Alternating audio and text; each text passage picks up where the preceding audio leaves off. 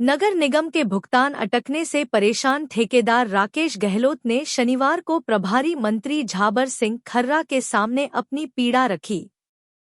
राकेश ने कहा कि निगम में करीब 80 लाख रुपए बकाया होने के कारण वह आर्थिक संकट में फंस गया है और अब उसके पास आत्महत्या के अलावा कोई विकल्प नहीं बचा। राकेश गहलोत ने बताया कि वर्ष 2024 और 2025 की अतिवृष्टि के दौरान शहर के मोहल्लों में भरे पानी की निकासी के लिए उसने टेंडर लिया था। अधिकारियों के आश्वासन पर उसने टेंडर से अधिक काम करते हुए पूरे शहर में 18 मड पंप लगाए। इसके लिए उसने ब्याज पर पैसा उधार लिया था। राकेश का कहना है कि भुगतान के लिए वह अधिकारियों और जिला कलेक्टर के चक्कर काट रहा है, लेकिन सिर्फ आश्वासन ही मिला है। उधार देने वाले अब लगातार पैसा मांग रहे हैं, जिससे मानसिक तनाव बढ़ गया है। मंत्री झाबर सिंह खर्रा ने ठेकेदार को आश्वस्त किया कि समस्या का जल्द समाधान करवाया जाएगा। आयुक्त ने कहा कि ठेकेदार ने तय टेंडर से ज्यादा काम किया था। शेष भुगतान के लिए डीएलबी को पत्र भेज दिया गया है और बजट आते ही भुगतान किया जाएगा। और तो क्या देंगे साहब, एक ठेकेदार को ये क्या कर सकते हैं, ब्लैक लिस्ट कर सकते हैं और पैसा नहीं देंगे। मैं रोज दफ्तर में जाता हूँ, रोज दफ्तर में मेरे को यही नहीं तो ना तो मिला जाता है और चोर उल्टा मैं कहलाता हूँ। मुसीबत में साथ दिया तो ये कहते हैं फर्जी काम है, वो काम है।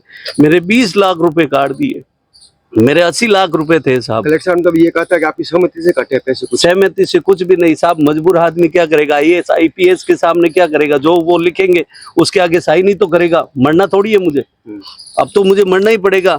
अब इन्होंने मुझे मजबूर कर दिया। 30 लाख तो अब के बाकी है और 47 लाख रुपए इनके हिसाब से पिछले बाकी है। अब साहब एक आदमी, व्यापारी आदमी ब्याज पे लाकर कब तक धंधा करेगा। अब मैंने आज लास्ट अल्टीमेट दिया है, मैं इसके बाद मैं सीधा सुसाइड करूंगा। इसके अलावा मेरे पास में कोई चारा नहीं। अगर मंत्री जी मेरा नहीं निवारण करेंगे तो मैं घर जाकर मैं सुसाइड करूंगा, क्योंकि सब पैसे मांगने वाले पीछे घूम रहे, पेट्रोल पंप वाले, लेबर वाले, मैं किस किस को जवाब दूं साहब। मैंने पूरे पाली में मड पंप लगाए थे, मैंने 18 मड पंप लगाए थे। अच्छा।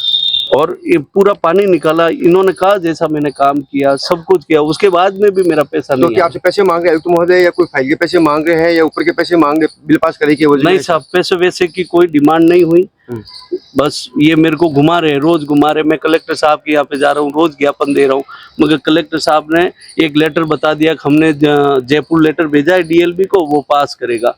अब साहब अभी तक तो जयपुर DLB ने मेरा 1 रुपया पास नहीं किया। कितने पैसे बाकी है आपके? मेरे टोटल 80 लाख रुपए बाकी अभी टोटल। पिछले साल का जो बारिश का तो वो तो बना था मेरा, इनके हिसाब से 47 लाख रुपए अब ड्यू है, मेरे हिसाब से वो 60 लाख रुपए थे। तो फर्क क्यों इतना?